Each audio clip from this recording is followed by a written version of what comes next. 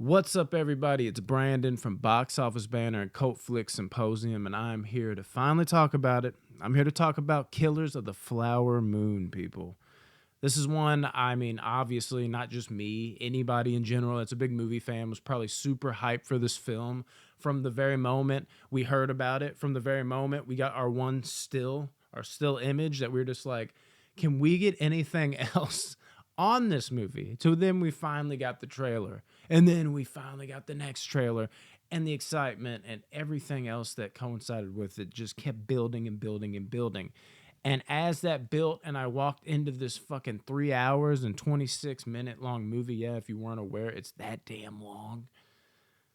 I was wondering, like, have I hyped it up too much? I didn't want to think that because we're talking about, my two favorite actors of all time, a lot of people's two favorite actors of all time. That could even maybe be popular opinion. I mean, these are household names. And Martin Scorsese, I mean, come on, man. Everything's perfect. There's no way they could fail. But they did not. They didn't fail.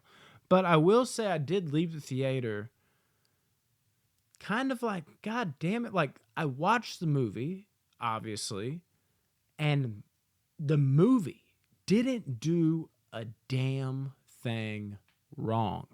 But yet I was sitting there like, I don't love it as much as I wanted to, and it seems like other people are loving it. And that bothered me. So I kind of sat back and, let a few days sit with me, let it sit with me for a few days and, really let it resonate and figure out what the root of the problem was, if there even was one. Maybe a few days later I'd realize I'm crazy. So let's unpack this a little bit. The greatness of this movie. Let's talk about that. I mean, the cinema fucking photography, the editing, the performances. Sometimes we get spoiled by these things. In Martin Scorsese movies, what these actors, you just know what you're going to get in that regard. So it's almost like, we take it for granted, We try to just nitpick everything because it's like everything should be perfect. Sometimes we can fall victim to that. They're legitimately, I can say, even though I walked away from the theater being a little disappointed, at least initially, is nothing wrong with this movie. A lot of what my problems were on my own personal end, I think. It was more of expectations, what I wanted out of the film, what direction I wanted the film to go, that type of thing. Creative choices that didn't necessarily make the direction go off, not direction wise here, just creative choices like, oh, I wish it would have went right when they would have went left, but we're still stationary and we're still on the same track. Just simple things that add up to be big things by the end of the movie. There's enough of that going on to where it wasn't hitting the peaks that I wanted. But yet and still, the acting in this movie. For instance, not going to do spoilers here, people. I got to do a review, though, so there's going to be not spoilers, but, I'm going to give essences and vibes of characters and shit like that. Leonardo DiCaprio in this movie, you know what you're going to get again. Fucking great performance. But is it, like, riveting? Like, oh my, Leo. I mean, yeah, in a Leo kind of way. But there is things and aspects about his character that drive me crazy. And they're purposely done. It's to bring out what Scorsese wanted out of his character. It's not, again, to the detriment of the movie, but creative choices of, like, me wanting to absolutely love Leo in this movie, but me constantly, not constantly, maybe it feels like constantly because it's multiple times over the course of like 3.5 hours of a movie. So it feels like constant. But there were so many occasions I was like, just like, oh my God, how idiotic can you be? Which, while I enjoyed the performance per usual, knew I would, like I said, whereas I wanted to just be like, God, Leo, baby, like, like in his corner by the end of the film, like just, not that I wasn't to some degree, but I wanted that full-on push of just like, oh my God, Leonardo fucking DiCaprio's my guy in this movie, let's go. Instead of that, it was like, God, he's killing this, but dude, he's killing me. I'm rolling my eyes here. Again, creative choices. I was really frustrated with his character, but not in an acted sort of way, just direction they took his character. And I understand it. I really do. But Leonardo DiCaprio in this movie, for the most part, frustrated the shit out of me. Amazing performance, character, frustrated the shit out of me. Robert De Niro, another great performance. My God, dude. Killed it. And you don't know what you're going to get with, Rob these days. Sometimes he might do, Dirty Grandpa or something like that, where it's just like, God damn, Rob, like, is it over for you? But when you got this director behind the helm, you pretty much knew that, we weren't going to get some great value De Niro here. We were probably going to get some good De Niro, and I can tell you, yeah, dude has not fell off. Arguably the best part of the movie. He's amazing. But again, one creative choice there is with his character. I don't want to reveal everything and anything that his character is. He provides a masterclass in terms of the character traits and who he is in the movie. But we do not get to see it, I believe, at its full potential. It's like we get to just, we get to taste it. We get to taste test it. We don't get the full, like, okay, behind the curtain, our guards are down, let it all out moment. Wish we got that. Just didn't need it throughout the movie or anything, but like just to completely unveil, I like to leave it up to mystery a lot. So I get why necessarily we didn't get to see the final like full tilt version of his character, but I wanted to see the full shebang. Every bit of it, all cards on the table, all in at some point. Okay? I'm not going to tell you everything that entails with his character, but the vibes and everything you'll be picking up on his character, or if you've seen the movie, I really wanted to see the full-on, holy shit, all out there version of De Niro at some point. That's all I'll say. Don't feel like I necessarily got that. And you'll see when you see the movie, but these are parts of my gripes. Let's talk about Lily Gladstone's character. Best part of the movie to me. There's a part of me, again, I said De Niro, DiCaprio, two favorite actors in the world, but you can't not give them the majority of the screen time. It's not like Lily Gladstone takes a huge back seat. She's very integral and important in this movie. She's basically like about on par with them, but when you're watching the movie, you're like, this is them, and then she's a peg down. I'd almost rather it be the other way around. Being that huge of a fan, like we all fucking love De Niro and DiCaprio, like I said. But Gladstone in this movie, she's the heart of this movie. She's the soul of this movie. The pain that this woman goes through and the way she depicts it on screen, you just want to give her a fucking hug and tell her everything's going to be all right. The hell that this woman went through in this movie and the way she depicted it, just utter perfection. If anything, give me more of that and I would be even more excited. Now, talk about story elements and all that.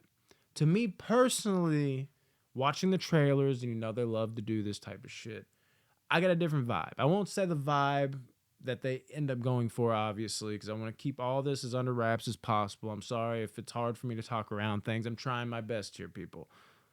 But it did not quite go the direction I personally thought it was going to go. Same thing with my buddy Drew that I saw it with.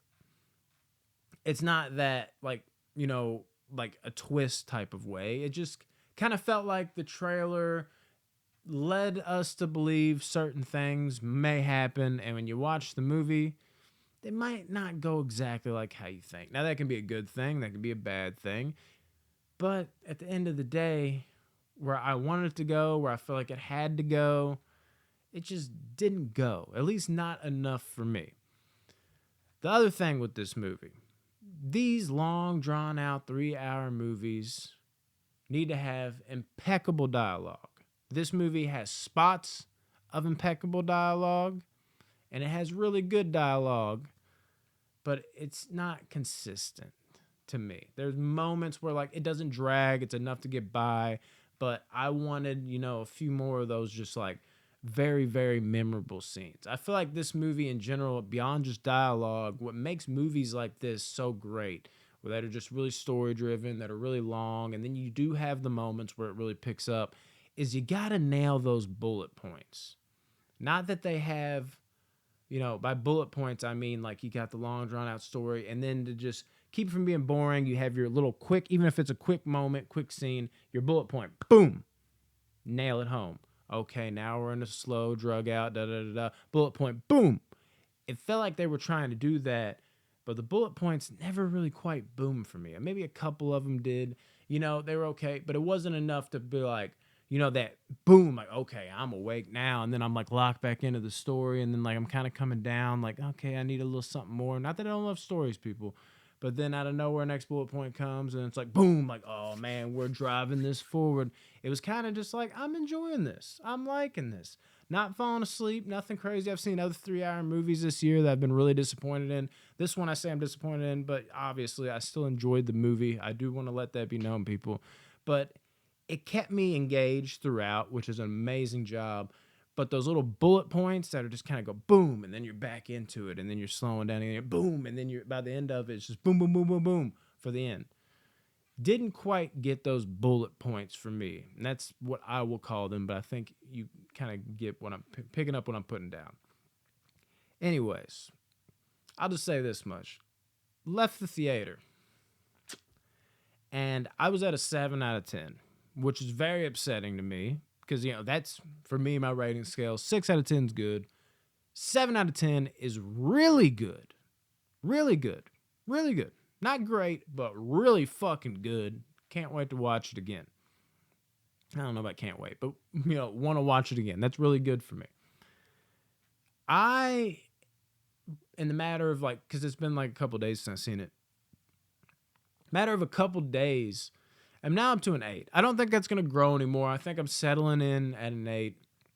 But it has creeped into great territory. Because like I said, as much as I've talked about here in this review and just kind of danced over a few things without going too deep, just kind of, like I said, selling the vibe of how I feel about the film and, how well people did in the movie, that type of shit.